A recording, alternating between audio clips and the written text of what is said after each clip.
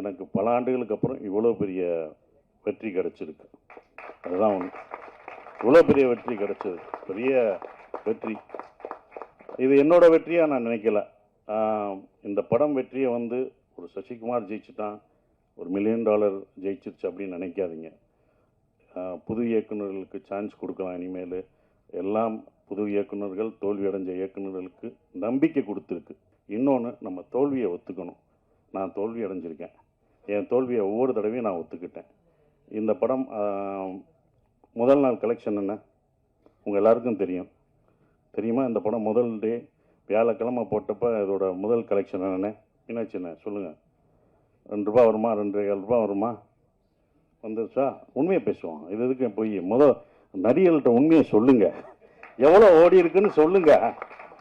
ஏன் மறைக்காதீங்க. எவ்வளோ ஓடி இருக்குன்னு சொன்னாதான் யாரும் சம்பளம் ஏற்ற மாட்டாங்க, யாரும் எதுவும் பண்ண மாட்டாங்க, உண்மையாக இருப்பாங்க. அப்போ நீங்கள் ஒவ்வொரு தடவையும் சொல்லும்போது தான் சார் இந்த 2 ஏன் நான் சொல்கிறேன்னா, முதல் நாள் இந்த படத்தோட கலெக்ஷன் 2 அப்படின்னா என்னோடய மொத்த படம் ஒரு படம் வந்து 2 தான் கலெக்ட் ஆகிருக்கு. அதை நான் தெரிஞ்சுக்கிட்டேன். ஸோ என்னுடைய இந்த படம் ஒரு படம் 2க்கும் ஓடி இருக்கு, இப்போ பல கோடிக்கு ஓடி இருக்கு. இதோட இது உங்களுக்கு தெரியும். இது பெரிய ஹையஸ்ட். என்னுடைய ஹையஸ்ட் இது வந்து குட்டிப்புலி தான். சுந்தரபாண்டியனும் குட்டிப்புலி தான். அந்த குட்டிப்புலியும் சுந்தரபாண்டியனும் ஹையஸ்ட் கலெக்ஷனை இந்த டூரிஸ்ட் ஃபேமிலி வந்து அடிச்சிருக்கு. அது ரொம்ப சந்தோஷமாக இருக்குது.